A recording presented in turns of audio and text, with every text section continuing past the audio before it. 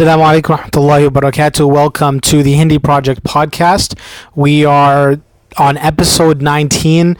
Alhamdulillah, today we were joined with Sheikh Navaid Aziz, well-known Sheikh from Al-Maghrib Institute, and we got to talk about a couple of interesting subjects. First, and the majority of our conversation was on the Khabib versus Conor McGregor UFC fight, which just happened over the past weekend. So we kind of talked about, not necessarily the fight itself, but how the Muslim community interpreted the fight, how people had differing interpretations and different ways of receiving and understanding the events of that fight, and how it dominated the conversation amongst Muslims to a pretty large level. So we kind of unpacked that and talked about that. We also talked about marijuana, since the legalization of marijuana is hitting Canada just in 9 days from where we are right now. So really interesting conversation. I hope you guys are going to like it. Please support the podcast. I know we've been gone for a while, but really desperately need your support. Go to patreon.com/the Hindy Project and support us with whatever you can, whether it's $1 a month, $2 a month, any bit definitely helps. So thanks, and I hope you guys enjoy it. Okay. Bismillah ar-Rahman ar-Rahim. Assalamu alaikum and welcome to another belated episode of the Hindy Project podcast. We haven't put one out in a couple of weeks, but alhamdulillah, I hope inshallah the wait will be worth it, because we have Sheikh Navaid Aziz from Al-Maghrib Institute visiting us here in Toronto from Calgary, and was able to grab a little bit of his time, inshallah, for this podcast. So welcome to the podcast. Jazakallah khair. Thanks for having me, man. Anytime, Sheikh. So you're here this weekend in Toronto, and the big news of this weekend that you can't escape, if you look at your Facebook feed or your Twitter feed or whatever, is the Khabib versus Conor McGregor MMA fight. Yes. And I did a whole podcast about sports. I don't know if you caught it. Yeah. I did not. Me and Sheikh Arij Anwar. Okay. We talked basically about the Raptors for a whole episode. Right. So now we're doing a second sports-related one. But I guess we're going to be talking less about the sport itself and more about the way people are reacting to the sport. Right. So did you watch the match? I did. SubhanAllah, I've been to Toronto so many times. I've developed relationships with so many people. But trying to meet people is always a challenge. And what I found with this fight was everyone was gathering in large pockets. Yeah. So I ended up going to Milton and ended up seeing guys that I haven't seen in like 10 years. Wow. So it was a really nice gathering in Milton. That's awesome. Inshallah. Yeah. Inshallah. Is this like the first time you saw an MMA fight? No, I actually actively used to follow MMA when Anderson Silva and George St. Pierre were around. Oh, okay. And then once they hit like retirement ages, I stopped following. Retired with them. Pretty much. And that's what happened with hockey as well. I don't know if you know my hockey story. Yeah. When Lemieux retired for the first time, that's when I retired from hockey. So, when he came back, you were... No, I was in Medina by that time. I was in Medina. I think so, at least, when he came back. Yeah. So this is the first time I actually watched an MMA fight, like beginning to end. Oh, dang. Yeah. Okay. So for me, and did you watch the whole thing, like the whole card, or just that one particular fight? So I watched like the one guy, Lewis. Yeah. Who knocked out the... Yeah. So I saw that match. You saw that? Okay. And then I saw the Ferguson one, and then I saw the actual... Right. So I didn't catch from the beginning. So yeah, I arrived at exact same time as that. Yeah. So I guess for me it was a bit... Like I knew it's a brutal sport. Of course. It's a crazy sport. But when I saw especially the Ferguson one, both of them were just like drenched in blood. Yeah. This is a bit much. It is, subhanAllah. It is. Subhanallah. But this whole fight, so basically, according to the Twitter sphere and social media, it became like this Islam versus Kufr fight. Right. And how did you see it? And how did you see the... Clearly, it was an Islam versus Kufr fight. I don't think it's fair to put all of Islam on Khabib and all of Kufr on Conor McGregor. As great as Khabib is and as great as, or evil as Conor is, it's not fair to do that. Yeah. But what I do feel is the Muslim community needs something to rile behind. They need something to be proud of. And that's what this match really was. That you have this Islamophobe or racist bigot that is constantly attacking this guy. He's patient, and then they get into the ring and he just owns him and destroys him in the match. Yeah. Right? It was such a technical fight that, it was just phenomenal to watch from that perspective. Yeah. But with that being said, I think any Muslim that lives in the West has this feeling that when they're attacked by Islamophobes, by bigots, there's nothing much that they can really do. And they were vicariously living through Khabib to like knock out every bigot that they've come across. So when he finally won, they're like, we did it, that's it. Hopefully Islamophobia ends with this. Clearly that's not the case. But I think that's what the sentiment was. Yeah. And like I saw it, like I think it's even like the greater the Islamophobia in the country or in the land, the greater, the Muslims cheered behind Khabib. Huh. Like in England, it was crazy. Like I have a lot of friends from England on my Facebook, and they're all going crazy over how Khabib won. Wow. Whereas like in the US, you think it's more toned down. Much more toned down. Yeah. It's so interesting. Yeah. I get that too, because I felt like part of, like, you feel that in yourself. 100%. 100%. But then he went and jumped over the fence. And what did you think of that? How were your reactions to that? So I don't know what policy is on your podcast. Like, is it purely like you discuss whatever you want, or are there limits? Yeah. Okay. So Baba Ali made a post on Instagram. Okay. And in his post on Instagram, he says that it was a missed opportunity. That he had this picture of when McGregor is completely defeated, he's on the ground. You can tell he's completely exhausted. Yeah. And just before Khabib's about to throw his mouthpiece at him. Yeah. Right? And at that time, he's like, instead, had he just offered him a hand up and given him a hug and reconciled with him, it would have been like a great opportunity for dawah and salvaging a relationship, and instead of all this negativity that came out of the actions that Khabib had. So that was his take on this. Then the follow-up to that is, I still don't think we know what fully happened, right? What was that guy saying, right? What was that guy doing exactly in the audience? Now, as a general rule in sports, you never go into the audience. Yeah. And I think that is something that has to be abided by, that no matter what happens, you don't do that. So I think that was very unprofessional. It was very unethical to go into the audience.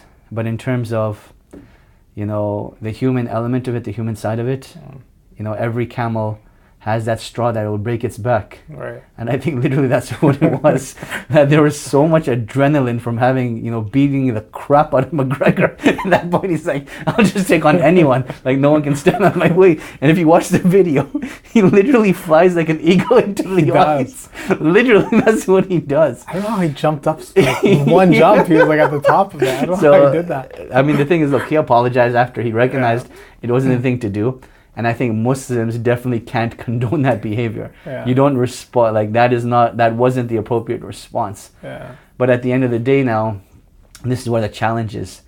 Like, how do you reconcile the complexities of this? The whole bigot, racism aspect of it, the whole double standard of McGregor being a jerk the whole time and not getting called out. Habib does this one thing and they want to take his belt away now, right? Yeah. Like, there are so many double standards and things that need to be addressed. And then also just the David versus Goliath story. Right. Like, there's multiple angles to look at this from. Yeah, definitely. I thought, like, I felt that too. Like, I feel like the fight was so easy for him. Yeah. That he just, like, he wanted, like, who's next? Like, I gotta deal with the next guy. Exactly. Like, he just jumped into the crowd. But they did mention, I think it was Joe Rogan on the announcement. He was saying that the whole fight, that guy Dylan or whatever, was just cursing at him the whole fight from beginning to end. So I think when he finished, he just, like, you're right, he just snapped and just lost control at that moment. Yeah. But moving on, like, part of this is, somebody made a comment, I don't remember who it was, and they said, like, everyone kept talking, like McGregor kept talking, and they kept insulting him, insulting his dad. And he said this afterwards, right? It's like, they insulted my religion, they insulted my dad, they insulted my family. And he is not a talker. Like, obviously English is not even his third language, I think. Right. Maybe it's his fourth language or something. He doesn't know how to respond with words. He only knows how to fight. So, like, that was the only response he could possibly give, right? Like, there's no other way for him to, like, articulate or respond. Of course. And I think sometimes, like, there's kind of like a symbolism behind this where we as Muslims, like, we don't know how to, like, we get assaulted in the public arena, we don't know how to respond. We don't know how to respond to newspaper articles. We don't know how to respond to, people attacking the Prophet sallallahu alaihi wasallam, or people attacking the religion. And when all of a sudden our response is like a protest, and we start, like, getting angry and burning things down, right? And it's like, because we don't know the way of responding through proper channels or responding in ways that are more meaningful than jumping over a fence and beating a guy up.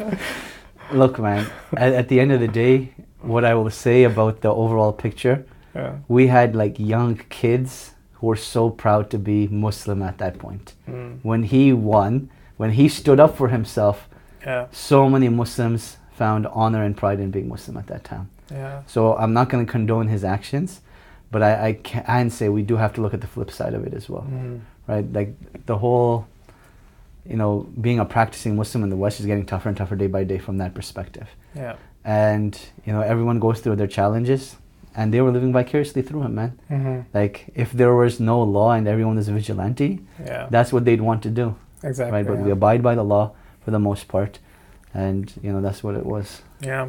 But now we're going to see, like you said, like double standards start to come out. Clearly, like, for sure. The way the media is going to spin for sure. already, like immediately, the way they were spinning what he did versus all the craziness that McGregor had done leading up to the fight was just they whitewashed it completely. There was actually a post that I found on from Twitter, and someone had summarized it and put it into one thing. And this is what I actually ended up posting on Instagram. I'm going to read it out to our listeners. This is by Oz Katarji. I'm not sure how to pronounce his name, so I apologize if you ever listen to that podcast, Oz. But it says, a pro athlete was attacked on the bus and wasn't able to defend himself. The aggressor faced no real punishment. He was then scheduled to fight this aggressor and had to endure racist abuse from him for months leading up to the fight. That any of that was allowed is a disgrace. What happened tonight is merely what happens every single time a small racist bully picks the wrong fight. You all sat and watched a guy get racially abused for your entertainment, and now you want to sit and condemn him for unleashing the rage you all egged on. You don't have to be an MMA fighter to react the way Khabib did to being disrespected and humiliated publicly by racist thugs. Go and ask Zidane, go and ask Cantona if they regret a single thing that they did. I would have preferred to see him walk out with his belt without the ugliness, but how can you seriously look down on a human being for reacting like that after everything that has happened in the last few months? It's a miracle he didn't attack him at the last press conference. McGregor literally tried to kick him in the head. Again, that was ignored like it didn't even happen. McGregor gets to say and do what he wants while Khabib has to endure. While he was sick of enduring it tonight. Khabib had every Muslim who has ever been spat at in the streets fighting right there with him in the octagon tonight. Yeah. Right? I mean, that kind of highlights the double standards. Of course. Of all things. But that's like, I don't know how to talk about that or how to kind of like frame that, but it's like, the things that we consider really special, particularly those of us who are Muslim or come from Muslim countries, is like, your family, your sense of honor, your sense of dignity. And for them, it's like, we don't care about those things. Religion, we don't care about those things. Yeah, for sure. So therefore, we're just going to gloss over it. But then when we go against their decorum, things that they consider quote unquote sacred, then it's like, we got to throw the book at you. Such as what? What is getting out of the octagon, right? Like that's their but that's cultural decorum or something. But that's the thing. It's like, I don't know how actively you watch basketball, but you had what's his name? I can't remember his name. Meta World Peace. What was his name before he changed it? Ron Artest. Ron Artest going into the stands and they got into a fight and stuff, and no one remembers that, right? Yeah. But then. And no one brought up the fact that he was black. No one brought up the fact that he was of a particular religion. Yeah. With this, all of a sudden it becomes like a religious thing. Muslim terrorist. I'm waiting for that one. Yeah. Jumps into the stand and attacks, innocent white bystander. Right? That's what the spin is going to be, unfortunately. Yeah. So that's kind of the subtext of this whole thing, because they built up, like Conor McGregor's the one who built up like the anti-Muslim angle. Of course. And then for some reason, UFC has massive fans on the alt-right. Oh yeah, and for sure. Conor McGregor is like seen by them as like their king, white knight. Of course. I guess there's never been a fighter, whether boxing or any sport, that's been white and successful for a long time since Conor McGregor. That's very possible. Very possible. Yeah, it's hard to find, especially in the past it used to be only white fighters, but that's because they didn't allow black people to fight in boxing, right? Yeah. And then once that was changed, then it was all black fighters, right? Yeah, for sure. So, and that's what happens in like every sport. And I think that's why they got so upset when Tiger Woods took over golf. Like, not even golf is sacred anymore. Yeah. Eventually it'll take over hockey too. Yeah, that's true. That's true. I would not be surprised. Yeah. But it's I don't know, like they made that kind of like that distinction, and then yeah. I want to change up the pace a little bit. Sure. I'm going to dictate the conversation a bit, and this is more from the perspective of, how should Muslims feel about a practicing Muslim like Khabib being in UFC? That is a very important point. Right? Is that something you're planning on discussing? Yes. Like, what is the Islamicity of? Yeah, and that's a great point to pick up. Yeah. So I didn't in detail research the fiqh aspect of what is the ruling on hitting the face. Right? The Prophet clearly said, if any of you fight, avoid the face. We know that hadith. How much at face value do we take it? That's something to look at. But something I was thinking of on the drive over, because you had mentioned that this is the topic we'll be speaking about. If you look at the hadith of plucking the eyebrows and the tattooing and the chiseling of the teeth, the Prophet ﷺ said that the curse of Allah is upon that woman that does these things, right? Yet when you look at the approach of the fuqaha, they made a distinction between the married woman and the unmarried woman. The vast majority said that it was disliked for the married woman, but permissible if it was something pleasing to her husband. Whereas for the unmarried woman, there was something that was not allowed for her.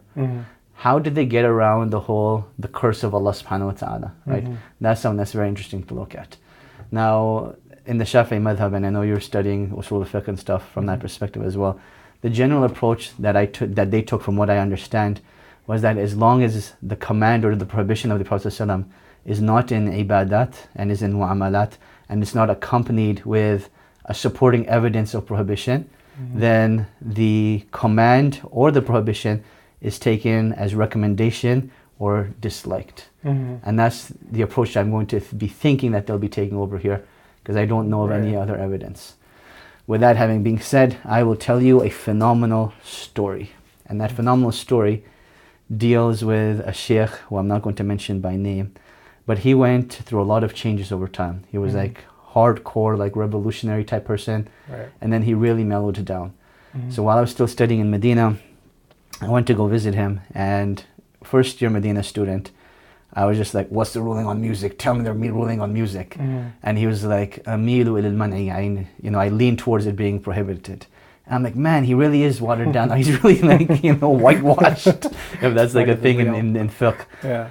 But that was it. I was like, khalas, it is what it is. A couple of years more go down, and I see him again, and he's asking me this time about Yusuf Islam. We start talking about Yusuf Islam and how much good he's doing for the ummah and this and that. And in the back of my head, I'm like, does he know that Yusuf Islam is like a singer? He's like gone back to like music and stuff. And then we get into a very detailed discussion. He's like, I want you to look at how much impact Yusuf Islam had as Cat Stevens, like how renowned he became.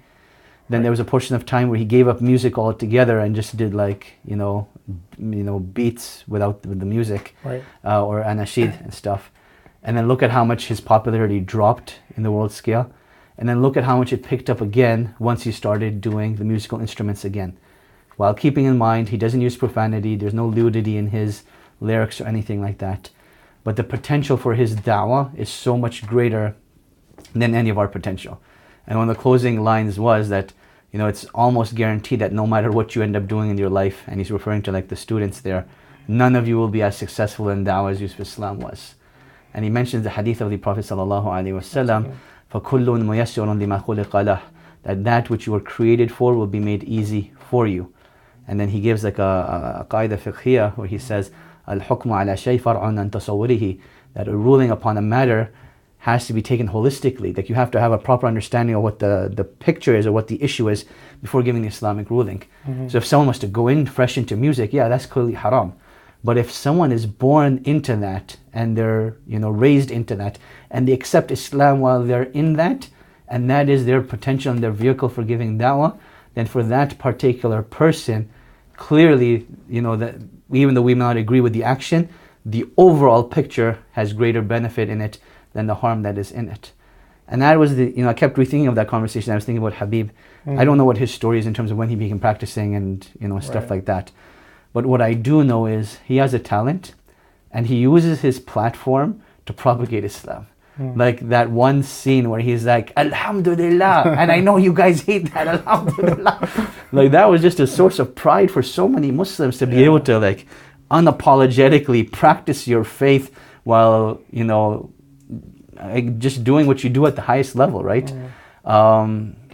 So I think Khabib may fall under the exception as opposed to the general rule. But isn't that the maslaha argument basically? And it is a maslaha argument, but I think it's it's different as well, depending on his circumstance. Like I said, I don't know when he started practicing. Right. So to conclude my point, I would not condone any Muslim to go into UFC. Right. But if someone to UFC accepts Islam and they're at that highest level, would I ask them to quit? Probably not. That's what I'm saying. Yeah. I was thinking the same thing. I wanted to pull up the hadith, but I couldn't find it right now. Because I don't want to misquote it. But looking at the hadith as well about striking the face. Yeah, I mean, maybe there's ways to interpret it differently, but then I don't know. I mean, knowing how, just watching, like I said, it was my first time watching. The amount of strikes these guys are taking to their heads. Of course. The concussions they're going to get. For sure. The PTSD they're going to develop from this. These guys, I feel sorry for them. These guys live their lives 100%. Probably the rest of their lives in terrible health conditions. Keep in mind now, we're conflating several issues. The issue of striking the face versus the whole culture of UFC, right? Where you basically getting two men to become your source of entertainment by them, kicking the crap out of each other. Yeah. Right. There is a lot of immorality that takes place within UFC and in the MMA world in general. Yeah. The women, the alcohol, the primary sponsors for this fight, if I'm not mistaken, was a vodka company or something like that, right? Probably, yeah. So you have all those things that are there that are problematic. And I think no one will argue that it is halal. But I'm saying to take an individual fiqh issue, hitting the face and making it haram because of hitting the face, that's what I'm against. I'm making haram holistically because everything that takes place. Yeah. But to use one, issue and to make it haram, I don't think that's a strong argument at all. Yeah. I think there's a lot of hypocrisy going around in the Muslim community on this issue. For sure. Because a lot of people are just condemning Khabib like crazy. Yeah. Because it's MMA, because UFC, because striking the face, because it's haram. But then those same people didn't really say anything about Muhammad Ali, who was a boxer hitting people in the face as well, right? In hindsight, you're 100% right. Sheikh Hatim al-Hajj had something profound about Muhammad Ali, rahimahullah, when he passed away. He said, I loved him as a boxer. I loved him as a Muslim, but I hated the fact he was a boxer. And this is a paradox that shows the true complexity of life. I think that's what it is. Yeah. You love Khabib as a Muslim. You condemn the act that it's in an immoral atmosphere. Yeah. But that is the complexity of life. Nothing is black and white, man. Yeah. Everything is gray. Right? So true. So the other issue is the gender part of this. So someone brought this up, I think it was Salafi feminist. Yes. So she had brought up a point of she's gung-ho against MMA. She's on a mission to make sure everyone knows that is haram. But she brought up an interesting point because she was imagine if the genders are reversed. So it's a sister fighting in some kind of martial arts at the highest level, and she's uncovering her aura, and she's hitting people in the face. And would the same people who are in love with Khabib, who are posting his pictures everywhere, who are celebrating him, would they view that sister in the exact same light? So she's just kind of reversing the genders on that. Excellent, issue. great. So I would argue, was his aura really uncovered? It depends. Are you going to take the fiqhi opinion? That's what I'm saying. I'm saying, there are certain things within the male aura that are open to difference of opinion, and there are certain things in the female aura that are not open to difference of opinion, right? Right. So I would say, the Muslim Ummah, the Muslim Ummah, riled up behind ibtihaj. Right. Right. That's true. So I don't think it's a gender discrimination thing, right? I think it's more of a fact that men naturally will have a fascination with fighting. That's what it is. And to see a practicing Muslim behind them, they're willing to overlook that. Clearly, right. I think that is an issue. But I think, the fiqh argument is strong. And I'm, again, just focusing on the aura. You can, easily argue within the Maliki madhab and within the Hanbali madhab that his aura was not uncovered. But isn't that it's not the Mu'tamid opinion of those madhab, if I'm not wrong? I mean, the Hanbali madhab, it is. Yeah. They have al-awra al-ghadida and awra al-khafifa. Right. Awra al-ghadida is just the private part. That means it's not allowed to be uncovered, nor are you allowed to look at it. Yeah. The awra al-khafifa, is basically just under the belly button and the top of the thighs. Right. And they said that has to be covered. That has to be covered, and you're not allowed looking at it. Whereas closer to the knees and just under the belly button, it doesn't have to be covered, but a Muslim should not be looking at it. Mm-hmm. Which I think in UFC, no one's actually focusing in on the aura. Right. It's more about the fight itself. Right. Right. Interesting. So Yeah. the aura argument, I don't think is a strong argument, but I do think there are double standards, Mm-hmm. and I'll recognize that for sure. It's interesting, but because she brought a good point, and the reason why is that a lot of the same brothers who love Khabib would be super strict on any type of issue. Like some of them probably don't even rally behind Ibtihaj Muhammad. Yeah, you're right. 100%. So there's 100%. You're right, because they probably believe that what Ibtihaj is wearing is not hijab. Right? Yeah. Yeah. The other thing I was thinking about, and it's off topic a bit, but the way this kind of played out. And I know Sheikh Yasser posted something like this has nothing to do with Eman and Kufr. Oh, God. Stay away from this stuff. That post really bothered me, man. And the only reason I let it slide is because one, I know who Sheikh Yasser is, and he didn't mean it the way he didn't mean it exactly. He did not mean it the way it came across, right? I think I thought he's just a nerd. It's just when what it is. Yeah. When he was talking about his name, I think he was just basically saying I know nothing about this. Yeah, exactly. But people took it as insulting, and he didn't mean it like that. Yeah. But his whole point of general don't make this like Eman and Kufr and whatnot. But from my perspective is that it kind of became that. No, we didn't make it that. The UFC made it that. The UFC tried to advertise this as Islam versus white guy, and they tried to push that. And then it kind of made me think of Surah Al-Rum and the Persians fighting against the Romans, and the Mushrikun of Quraysh. They felt akin to the Persians, and when the Persians defeated the Romans, they were insulting the Muslims and saying, see, we're better than you. Even the Persians who are worship idols are like us and they're winning as well. And then Allah subhanahu wa ta'ala revealed Surah Al-Rum and saying that the Romans would get a victory. And the Muslims felt a sense of victory when the Romans did indeed fulfill the prophecy of the Quran. And it's kind of it's weird because both the Christians and the Persians are not Muslim. Right. But it's still it became in the public sphere understood as Muslim side versus the Mushrikun side. And so I don't know. I mean, like I said, it just became I agree with you that that's what has happened over here. But I don't like the phrasing of Iman versus Kufr issue. Yeah. Right? They're two polar opposites. Yeah. Whereas you could say that if you were to take the leftist non-Muslim view of this, the left was clearly on our side again, and you see this in the commentary after. Yeah. Right? That this was a racist white bully against a minority who finally stood up for himself. Yeah. Right? So that's what it was. So there is that different lens that is there. It just so happens that Khabib was Muslim from those minorities, and that's why it's turned into that. But I didn't see anyone actually turn it into a literal Iman versus Kufr issue. Yeah. That this was a victory for Islam and the Muslims. I didn't see anyone say that. I saw a lot of people posting stuff like that. Really? Yeah. Okay, that's really far-fetched, man. Yeah. I think it was more a victory. And even before the fight, people basically Khabib needs to win, otherwise my Iman's gonna go down. in so many words. Yeah. No, that is problematic. Look, if that is the case, I agree that's very problematic. Yeah. Yeah, that shouldn't be the case. Our Iman is not contingent or dependent on any of these issues. But at the same time, I made dua that Khabib won because I didn't want people losing their minds if he lost. Of course, and feeling for sure. Their Iman was taken away from them. Allah Mustaan. I don't know how much time you have left. I don't know how much. Let's go for it, man.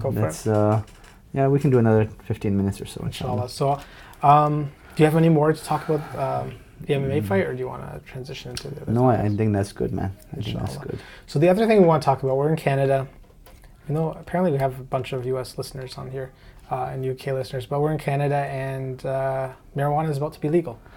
October 17th. That's the big day. Yeah, so it's another week. Pretty much. Yeah, today is the 8th, so 9 days. 9 days from now. 9 days, yeah.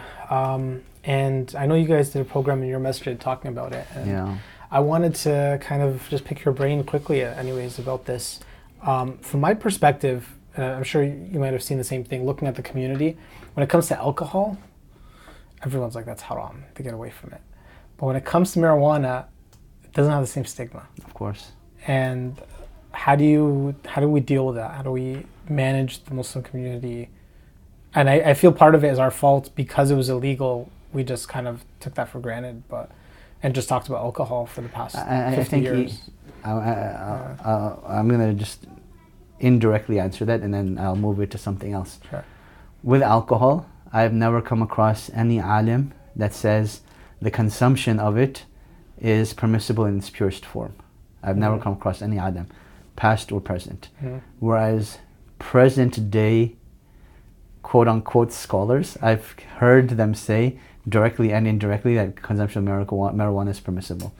Reputable, so? Well, I mean, not reputable. Reputable in a sense. With air quotes? With air quotes, yeah. But they're known, right? Like they're known. So with that being said, I think even at a scholarly level, there's that dispute. But it always goes back to, like, I don't know if you ever heard Sheikh Yasser's talk on coffee. Like the first phases of coffee being introduced to the Ummah, it was like haram. Right. And as they learned more about it and they learned what it really does, they realized that, okay, it's not as haram as we thought it was. It's just a stimulant as opposed to like a mind-altering psychoactive. Right. The beautiful thing that we had at our presentation at the masjid, one, we had Dr. Nazir Khan, a neuroradiologist. And number two, we actually had a consultant who wasn't there at the talk, but we had his notes, and I met him over this weekend as well, Gibran Khokhar, who's a neuroscientist. Yeah, sure. His area of study right now is the effect of drugs, in it cannabis included, and its relationship to mental health. And the evidence is almost conclusive to the degree that anyone that's between 17 to 24 and is taking marijuana, he's basically, or she is basically going to adverse effects for life. Like if you consume it at high levels and high quantities, you're damaging your body for life. So even the studies show that those that gave up by the age of 27, it wasn't reversible, right? Wow. It's over. So you're talking about a relationship between developing schizophrenia, heightened levels of anxiety, more likely prone to depression. If they're genetically inherent of any form of mental illness, it exponentially increases, right? So all of those problems are clearly there, and we haven't even talked about the intoxicant factor, right? You add the intoxicant factor, cannabis has over 400 chemicals. Two key ones that we discuss are THC and CBD. CBD is more the medicinal component. THC is the psychoactive, and the psychoactive one means you get the high, you feel happy, and you will also feel like a loss of your motor skills, your ability to thought process and problem solve, and all those things happen. You add to that, people lace marijuana with other drugs as well. Right. There are different strands of marijuana that are less powerful and more powerful. And then you add to this, the most problematic factor that isn't discussed enough is, why is marijuana used? So the initial onset of marijuana usually happens in a social setting, like, hey, I'm doing it, why don't you try it as well? Person's like, okay, let me experiment with it, let me see what it's like. And there's like that social peer pressure almost. Right. The continuous usage for marijuana is usually as a coping mechanism for stress, anxiety, and depression. And when people start using that as a coping mechanism, its impact and its likelihood of addiction increases exponentially as well. So again, the adverse effects are there. And what people don't realize is that when you use it as a coping mechanism, just like your body desensitizes to like Tylenol and Advil, it'll desensitize to the effects of the THC. So it'll want a higher or heightened sensation after that. So once it's desensitized to marijuana in itself is not conclusive that it's a gateway drug, but when you use it as a coping mechanism, the desire for a heightened level of sensation leads you to like heroin on all these other things, because that's what your body wants now. Right. So those are all discussions that need to happen. Now the direction I wanted to take it into, the more that I looked at this issue, I was really disappointed in our community from two fronts. Number one, we were not a part of the policy making decision at all. 70% of Canadians voted for the legalization of marijuana. Which Muslims did you hear talk about it when that vote was happening? No one.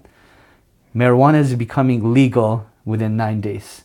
How many masajid and organizations have you seen organize events in their masajid or in their organizations to increase awareness on this? Little to no one, right? And it just, makes us think, subhanAllah, why are we always 10 steps behind? Yeah, right? That's true. So, yeah. Actually, like when I saw that you guys were doing it, that kind of made me have to organize something. Yeah. I need to do something too about this. Actually, Dr. Jabran will be coming to the masjid to talk about that. Inshallah. Great resource. But it's a scary factor. I think the parents don't really understand it. Not at all. The kids are desensitized to it, so for them it's kind of like normal. It's like anything. And we haven't even the concept of, hey, every hadith that has to do with alcohol applies here as well. Right. Something that's not in the people's minds, right? Yeah.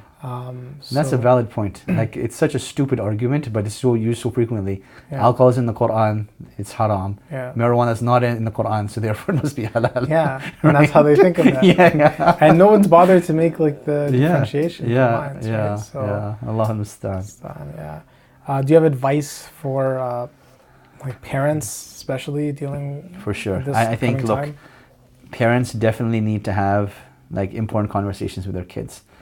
And what I tell them is develop inside your kid what we would call taqwa, but in a question format that revolves around three things.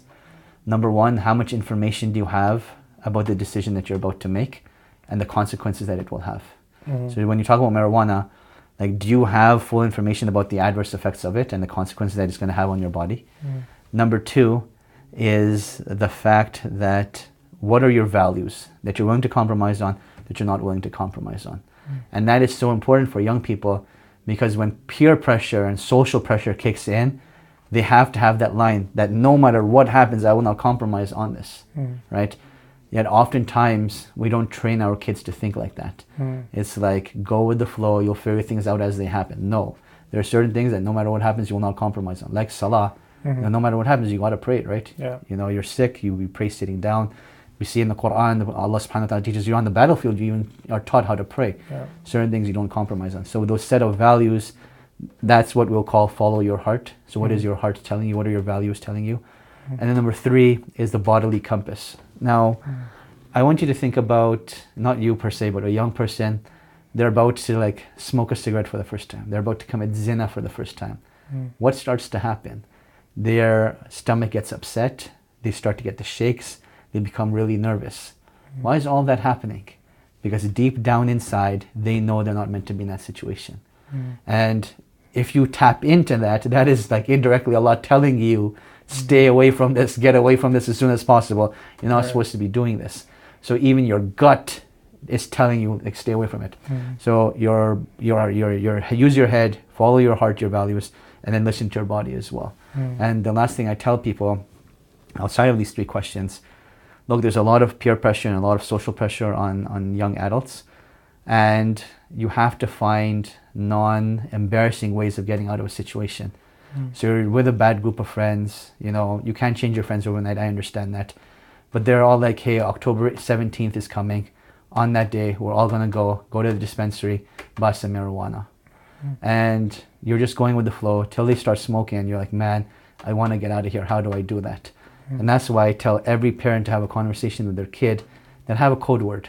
That code word, your son, your daughter texts you with this code word, something silly like cupboard, right? Or I forgot to do the groceries or something like that. The parent understands, my son or my daughter want out of that situation. Let me go pick them up. And that way, even if their friends see that message, they're not embarrassed. And the parent shows up, and the parents are like, yeah, I have to go do this errand. That's why I'm here to pick you up. And it's not even embarrassing for the kid. So that's how they get out of that situation. So those are some of the thoughts I would share on that. Yeah. So it's really important. I think everyone's struggling to figure out how to deal with this. And big time, man. Yeah. Even there's been masajid and Taraweeh, and the kids are outside smoking marijuana. Forget that, man. I've heard stories of imams. Again, the authenticity of the story I don't know, but it was in California where 17 imams or so used to get together before Taraweeh, all get high, and then go and lead Taraweeh. What? Why? Because it helped them relieve the stress of leading. And they said that we were more focused and we committed less mistakes. Wow. Now, how are you going to argue that, right? those are exceptions to the rule without a shadow of a doubt. And then clearly the science also shows, as I was Maybe mentioning, they didn't notice their mistakes. you build. That's true. That is possible as well. But you build a higher tolerance, right? Right. You build a higher tolerance. Yeah.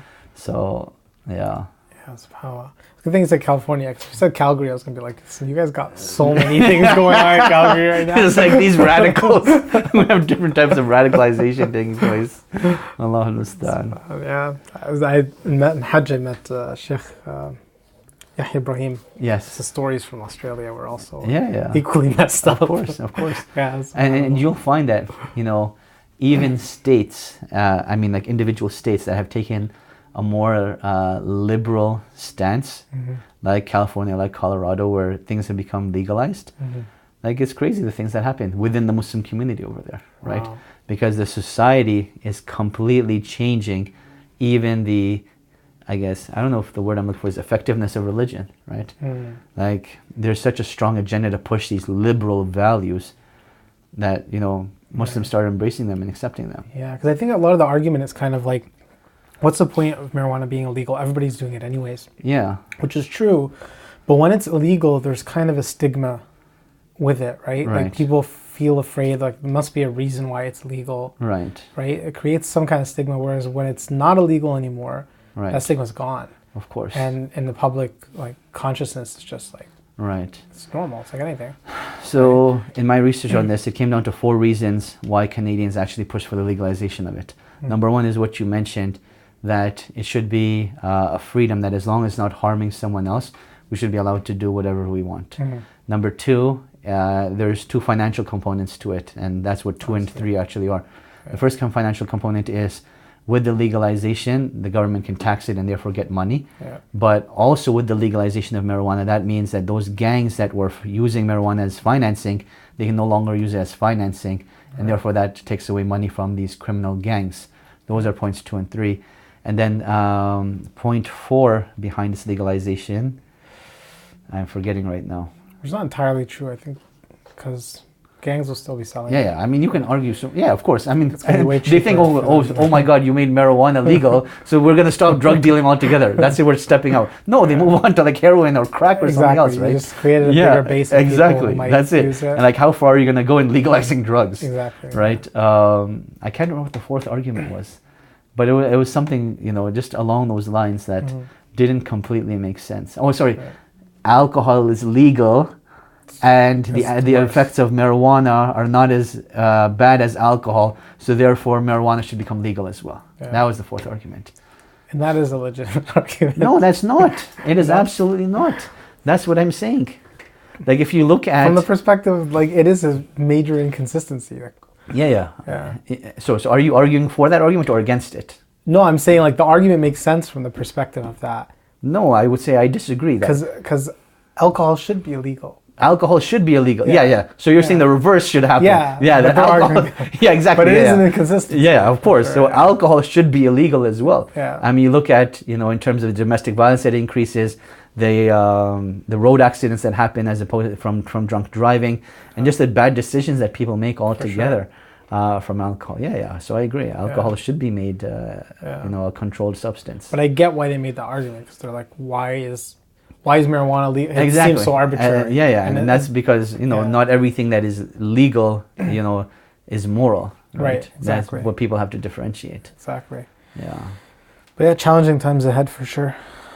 So you as an imam, what are you doing about it? That's my question. That's the question we always get. I know. What are you doing about it? Why haven't you solved the Ummah's problems yet? I'm just going to write a Facebook post and that's going to and do a podcast and hopefully it'll fix all of it, inshallah. Inshallah. May Allah put barakah in our efforts. Ameen. And rectify our affairs. And help us reconnect with Allah subhanahu wa ta'ala. Ameen. Jazakallah khair for giving me some of your time. Well, yeah, my pleasure. While you're here. And, my pleasure. Inshallah, maybe next time I'll come out to Calgary. Ahlan wa sahlan. I don't get murdered there. Why would you get murdered? I don't know, man. Calgary, it's like you came. Nothing happened. It's snowing there right now. It's snowing, I know. We had a snowfall last week, like it was a storm, and we have another one coming up this week. Wow. Yeah, so we just stay in our homes, stay warm. Nothing happens. When I was there too, it was pretty bad. Was it? Yeah. Okay. The flight got delayed like a bunch of times. Right. They couldn't land. Switched and you think it's like all the way, like people listening to this are going to think like Calgary is like all the way north. It's not. Yeah. We get Chinooks and, that really melts the snow even in the middle of the winter. Yeah. And from what I remember reading, it's the city in Canada that gets the most amount of sunlight. Wow. Yeah, so that was pretty interesting. Yeah. It's crazy. Well, Jazakallah khair, Sheikh. Well, yeah, my pleasure, Appreciate it. inshallah. Assalamu alaikum. Wa alaikum assalam wa rahmatullahi wa barakatuh.